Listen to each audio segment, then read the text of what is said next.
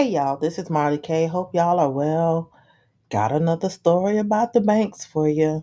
Um, Wells Fargo customers could not find their money on yesterday. Again, I'm going to implore you to not leave your money in the banks.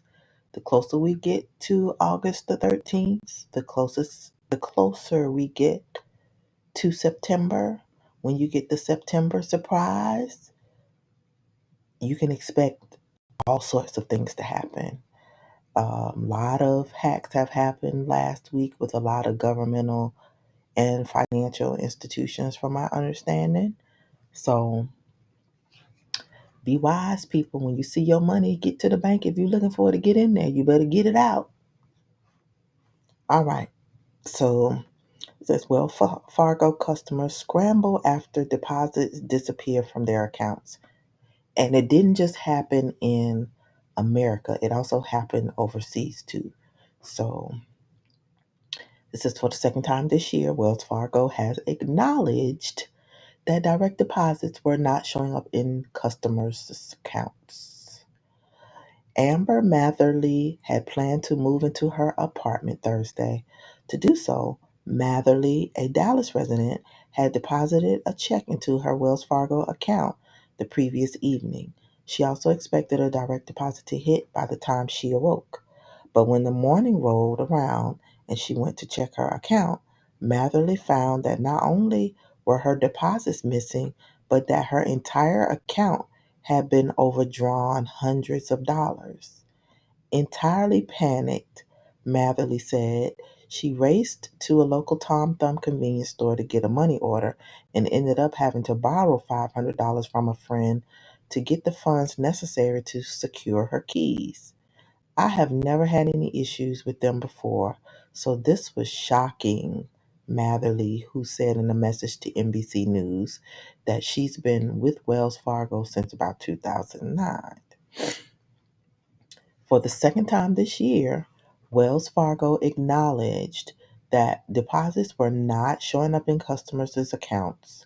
In an emailed statement Friday, a Wells Fargo representative said the issue was affecting a limited number of customers and that the vast majority of instances had been resolved by noon, while the few remaining would be resolved soon. This week's incident mirrored one encountered by Wells Fargo customers in March, April, May, June, July, August. Notice that these things be happening in 6 month cycles. So that's why I always tell you, with these folks, 3 months, 6 months, 9 months, and sometimes 12 and 18 months. But if you go and look at when they do stuff or when you have these issues and then count from the time that first issue hit to the next one, it's usually you can count them by clockwork. So, when I tell you about these things being planned and timed perfectly, but there ain't no rock, you don't need to be a rocket science to figure it out. It's, this is one of those instances. The Wells Fargo representative declined to comment Friday about what caused this week's incident, nor specify whether it was related to the March incident, nor exactly how many customers have been affected. The outrage comes as NBC reports phony bank accounts have resurfaced at Wells Fargo. The bank has paid billions in fines and has cycled through two CEOs since the issue was reported in 2011. This time, the issue was blamed on third party fraudsters. Wells Fargo representative Amy Bonita Bias told NBC News that the allegations of unlawful activity by Wells Fargo are without merit and that identity theft is a broad industry problem that the bank is working to address. Now, if you have identity theft, how is switching to digitalization where you don't have access to nothing going to make anything better? Make it make sense. But anywho, I just want to share this story with you, y'all. Money is disappearing. Things are happening unexpectedly, suddenly, no answers. Everybody's quiet. Nobody got time to be playing with their money. When you expect your money to be, in the bank and it's not there, y'all,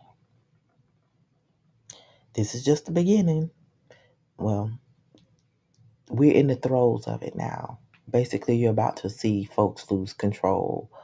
Um, so, again, if you have money, you don't have it unless it's in your house, on your person, in your wallet. So just make sure you are putting away your resources and investing in things that are tangible. All right, y'all, this is Marley K. Wanted to drop this little data indicator for you.